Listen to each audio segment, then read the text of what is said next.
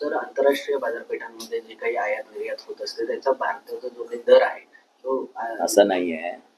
अमेरिकेचे राष्ट्राध्यक्ष, नवीन राष्ट्राध्यक्ष ट्रम्प यांनी जे काही धोरण अवलंबिले आहे त्याच्यामुळे जगभराची महागाई वाढणार.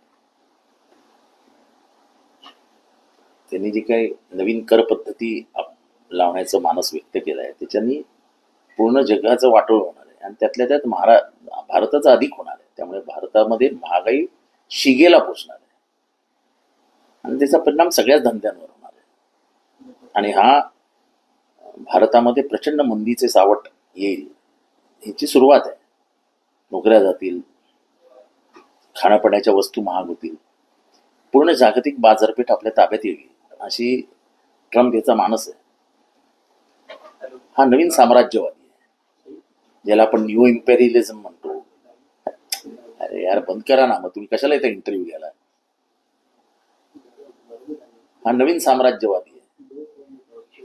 त्याच्यामुळे त्याचा साम्राज्यवाद हा ज्या पद्धतीने तो युक्रेनचा अध्यक्ष झेलेन्स्कीशी बोलला त्याच्यावरनं दिसत होतं, पण आता तो कृतीतनं दिसेल. भारतीयांना याची कल्पना आली असेल एव्हाना की त्यांनी सरळ सांगितलं त्याच्या लोकांनी की तुमचं ग्रीन कार्ड हे तुम्हाला अमेरिकेत राहण्याचा कायमचा अधिकार आहे असं समजू नका. आम्हाला पाहिजे तेव्हा मनात येईल तेव्हा आम्ही तुमचं ग्रीन कार्ड रद्द करून टाकू. याचा अर्थ तिथे राहणाऱ्या भारतीयांवर टांगती तलवार कायम आहे. इथनं गेलेले विद्यार्थी आहेत त्यांना नोकऱ्यांची आता शाश्वती नाही. त्यांना नोकऱ्या करण्यासाठी अमेरिका मान्यता देईल की नाही इथपर्यंत भीती व्यक्त केली जाते. त्यामुळे अमेरिकेत प्रचंड अस्थिरतेचं वातावरण आहे आणि भारताला ते धोक्यात आहे. विधानसभेमध्ये नाही असं आहे की अमेरिकेतनं आपली लोक आणली म्हणजे युरोपमधल्या किंवा अमेरिकेच्या आजूबाजूच्या राष्ट्रांमध्ये जेव्हा अशी प्रकारच्या घटना घडल्या त्या राष्ट्रांनी उठून निषेध नोंदवला. त्यांनी आपली विमानं पाठवली त्या लोकांना आणायला. आपल्याला साधं एवढंही माणुसकी नाही की आपली माणसं भले चुकली असतील पण ज्या पद्धतीने अमेरिकेतनं त्यांना इथे पाठवण्यात आलं, पायात साखळदंड, हातात बेड्या, शौचालयाला जायला वेळ नाही, जेवण नाही, पाणी नाही आणि त्यांना अमेरिकेतनं थेट इथे पाठवून दिले. आपण अमेरिकेच्या राष्ट्राध्यक्षांना साधी आपली नाराजीही कळवली नाही. आपल्या माणसांबद्दल आपल्याला प्रेम, आपुलकी, कृतज्ञता काय राहिलेलीच नाही. आपण एवढे कोणाचे गुलाम होऊ शकत नाही. हे स्वतंत्र राष्ट्र आहे. आणि म्हणून नेहरूंची विदेश नीती ही का जगभरात गाजली, त्यांचा पंचशील प्रयोग का गाजला, तर जेव्हा भारत स्वातंत्र्य मिळवलं भारताने तेव्हा भारतात पिन पण बनत होती. पण जेव्हा प्रगतीच्या वाटेवर आपण आलो तेव्हा आम्ही कुठल्याही राष्ट्राची दोस्ती करणार नाही आणि त्या राष्ट्राची गुलाम होणार नाही, आम्ही आमचं स्वतंत्र अस्तित्व कायम ठेवू, हे नेहरूंचं धोरण होतं. तेव्हा रशिया आणि अमेरिकेशी मैत्री करा असे दबाव वाढत होते. त्यांनी दोघांपासून 2 हात लांब राहिले आणि म्हणून नेहरूंना जगामध्ये आजही परदेश नीतीमध्ये सर्वात मोठा शिल्पकार असं म्हटलं जातं. नेहरू आहेत. विषय आहेत मात्र दुसरीकडे लोकसभेमध्ये आता वकफ बिल हे का आणले, कशासाठी आणले हे इतकं खोटं बोललं जातंय.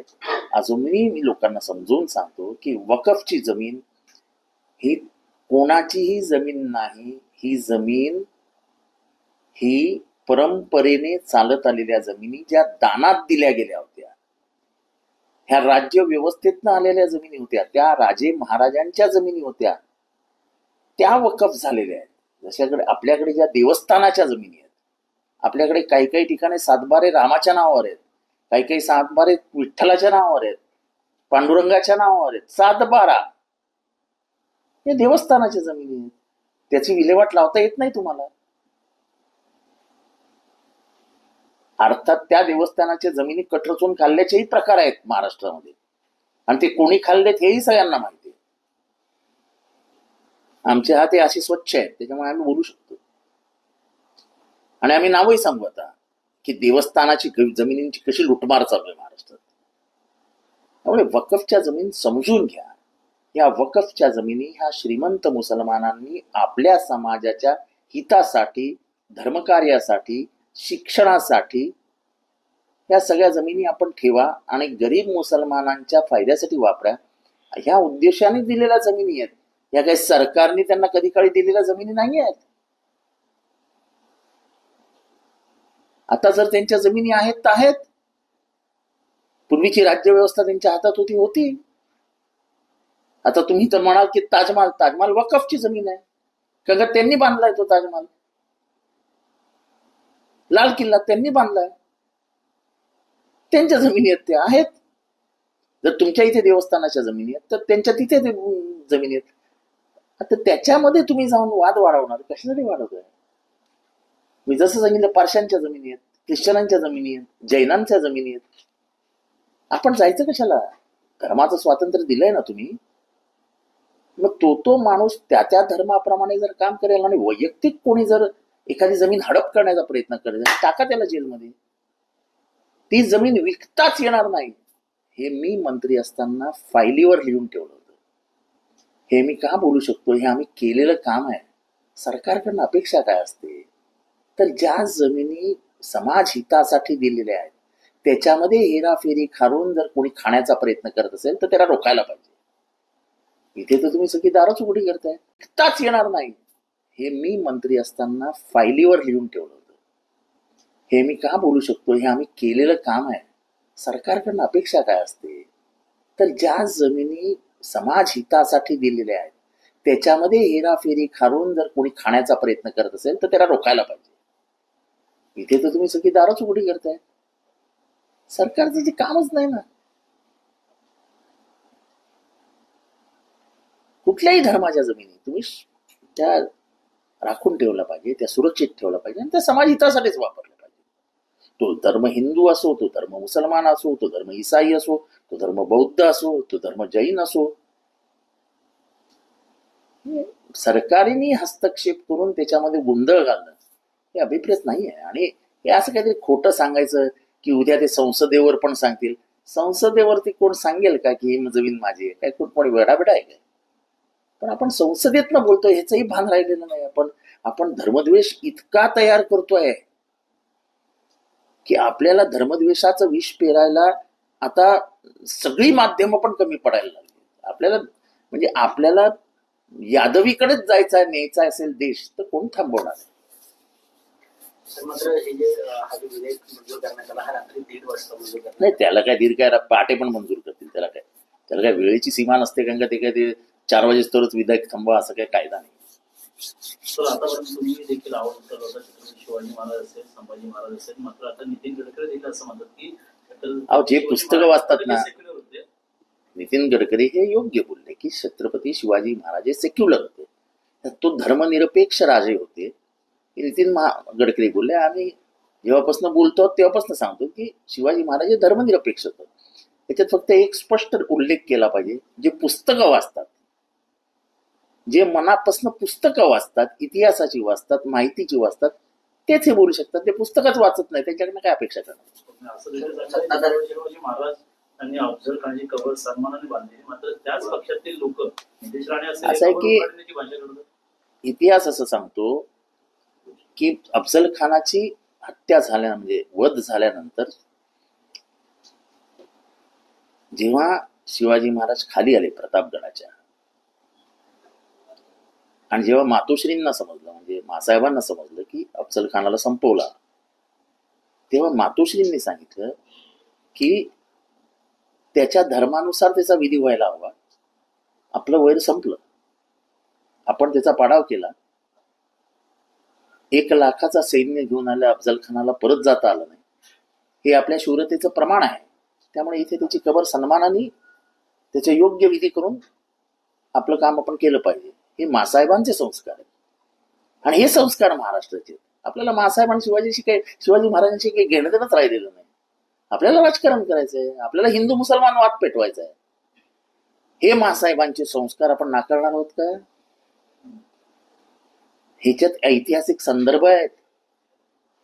प्रतापगडावर जाताना देखील ते मासाहेबांशी चर्चा करून गेले होते आणि मासाहेबांनी सांगितलं होतं की अफजल खानाशी माळरानावर लढू नका महाराजे. आणि त्याच्यानंतर प्रतापगडाच्या वरती ही भेट ठरली. आणि फितूर कोण दुसरं झालं नव्हतं, फितूर आपलाच माणूस झाला होता, कृष्णा भास्कर कुलकर्णी. आणि त्याचा जर वार चुकवता आला नसता तर भलतंच काहीतरी झालं असतं. त्यानेच शिवाजी महाराजांवर म्हणजे त्यांच्या आयुष्यातला एकमेव वार झाला तो कृष्णा भास्कर कुलकर्ण्यांनी केला.